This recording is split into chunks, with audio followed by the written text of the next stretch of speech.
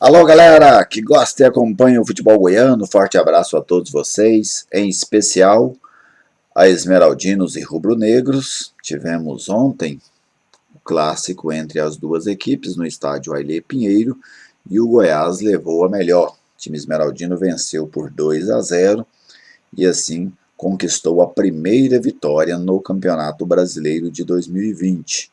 Já o Atlético, que iniciou a competição muito bem, derrotando o Flamengo, agora já amarga 3 resultados negativos consecutivos. As duas equipes goianas estão aí na parte de baixo da tabela. Bem, eu demorei um pouco, a fazer esse vídeo.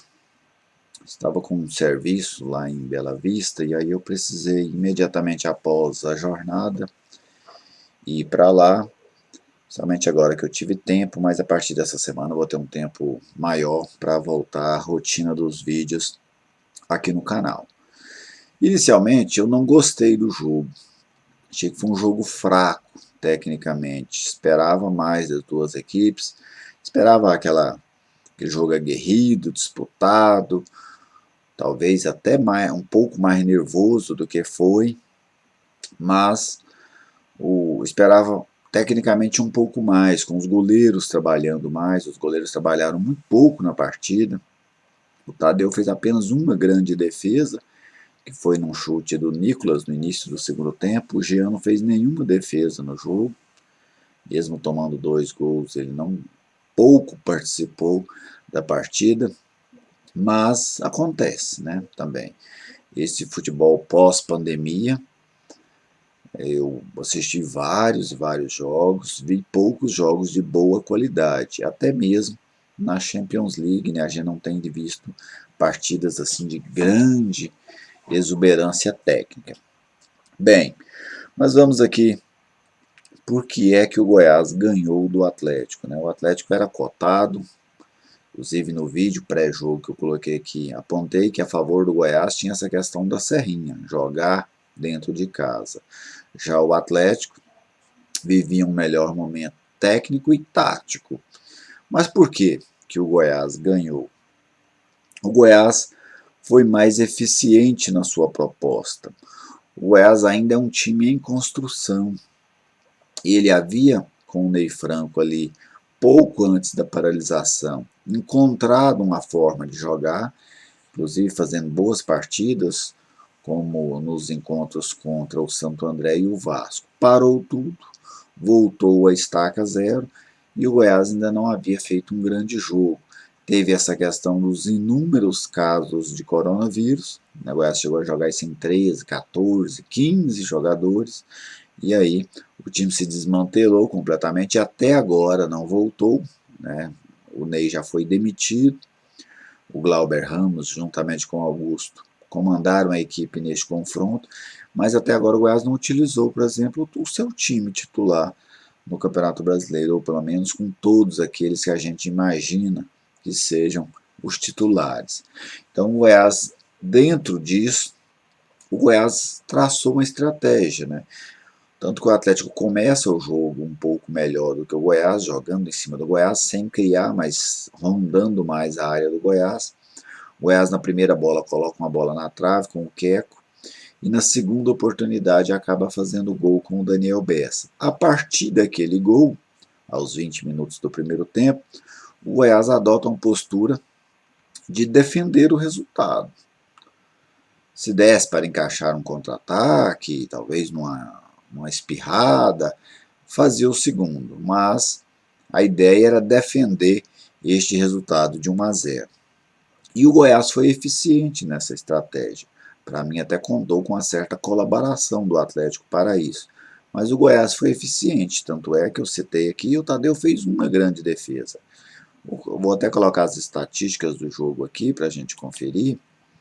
Posse de bola, o Atlético teve 2/3 da posse de bola do jogo. Finalizações, o Atlético teve quase 3 vezes mais, 6-16. Escanteios, o Atlético teve mais de 3 vezes.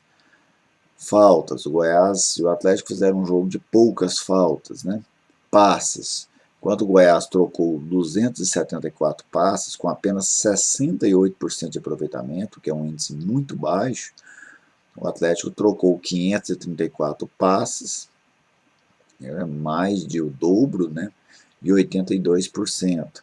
Cruzamentos, Goiás 13, o Atlético 30. Desarmes, o Goiás sem a bola, evidentemente desarmou mais, 25, o Atlético 13.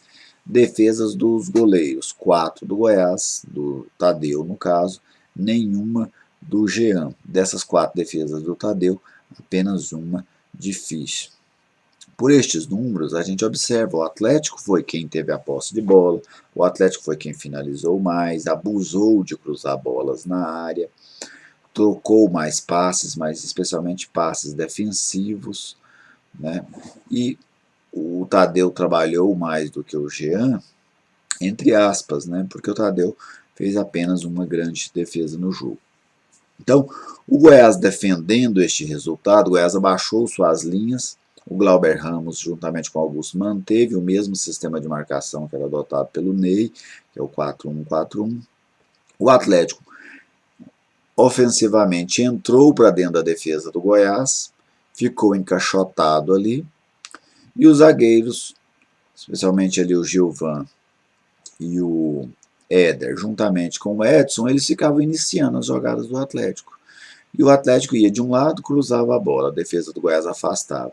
Em algumas ocasiões, o Atlético conseguia finalizar o rebote, mas o Atlético só tinha essa jogada. O Atlético não tinha infiltração, não tinha uma tentativa de uma jogada individual, uma tabela, um pivô.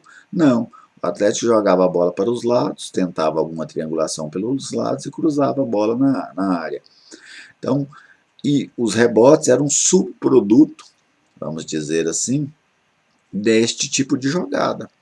Então o Atlético cruzava bolas e em algumas pegava os rebotes. Inclusive teve um rebote perigoso num chute do Gustavo Ferrarez. Achei o repertório ofensivo do Atlético muito pobre. E isso o Wagner vai precisar aprimorar. Por quê? Porque esse tipo de comportamento que o Goiás teve, o Atlético pode muito bem encontrar em várias ocasiões daqui para frente. Vamos pegar, por exemplo, no próximo domingo o Atlético enfrenta o Ceará. O Ceará pode adotar essa postura. O Ceará pode, por exemplo, conseguir sair na frente do placar e adotar essa postura. E vários outros clubes também podem acabar fazendo isso. Então, o Wagner precisa ter mais opções, mais criatividade do seu time. O Atlético não esteve bem, especialmente do meio para frente. Marlon Freitas mal, Jorginho apagadíssimo, Everton Felipe mal, Yuri razoável, vamos dizer assim. Gustavo Ferrarez foi o que eu mais gostei no ataque, especialmente pelo primeiro tempo, mas no segundo tempo também sumiu. Mateuzinho não entrou bem, né? Até participou de jogadas paradas. Esse é outro erro que eu vi no Atlético. Para mim, o Mateuzinho deveria começar o jogo como titular. Não há razão para o Matheus ser reserva no Atlético. Assim como no Goiás, eu acho que o Victor Andrade deveria ter sido titular. Não entendi essa escolha por ele no banco de reservas. Pode ver que quando ele entrou no jogo, ele fez mais do que os homens de lado do Goiás. Fez mais do que o Queco, fez mais do que o Bádio, que começaram. Fez mais do que o Mike, que também entrou no gol. Não só pelo gol, mas pela movimentação. Por ir para aquelas disputas do mano a mano, um jogador com qualidade. Então, para mim, os dois clubes, os dois times, né, entraram poderiam ter sido melhor escalados, mas os treinadores têm as suas opções. E o que este resultado traz de impacto? Né? Para o Goiás traz um certo alívio, mas esse alívio tem data e hora. Meio de semana, jogo da Copa do Brasil contra o Vasco, o Goiás precisa se classificar, tem a vantagem de ter vencido na ida. O Goiás classificando, este bom momento prossegue, não classificando, a cobrança vem imediatamente. Já o Atlético já entra num sinal de cobrança. Adson Batista, após o jogo, em entrevista à Rádio Bandeirantes, citou que não gostou das substituições lá em Porto Alegre, na derrota para o Inter, que não gostou das substituições contra o Goiás, ou seja, já começa a haver um questionamento sobre o trabalho do Wagner Mancini. E a gente sabe que no Urias Magalhães, né, que é onde fica o CT do Atlético, a paciência é curta.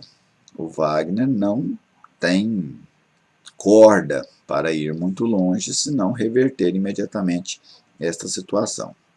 Mas no clássico o que eu tirei foi isso. O Goiás foi premiado pela eficiência. Na sua proposta de jogo, o Goiás conseguiu executá-la.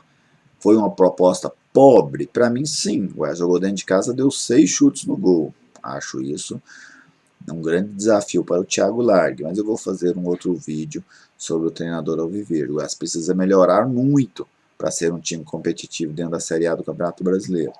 Mas o Atlético foi extremamente burocrático, formal e pouquíssimo criativo. Abusou de um tipo de jogada que você nem precisa treinar para fazer isso, que é ficar cruzando bolas na área. Então o Atlético também precisa retomar, especialmente aquela mobilidade, porque o Atlético só vai jogar quando o adversário der espaço. Não, né? O Atlético conseguiu fazer isso contra o Flamengo, conseguiu fazer isso no primeiro tempo contra o Internacional, quando o Inter saía para o jogo. E quando o adversário não sair para o jogo? Vai ter atuações fracas, como teve contra o Sport, grande parte do jogo, como teve contra o Goiás. Então o Atlético precisa melhorar o seu repertório ofensivo. Estas foram as minhas impressões aí deste clássico vencido pelo Goiás por 2-0. E para você, torcedor, o que você achou do jogo, do que você gostou, no que seu time precisa melhorar para a sequência do Brasileirão? Um abraço a todos vocês, uma ótima semana e até a próxima.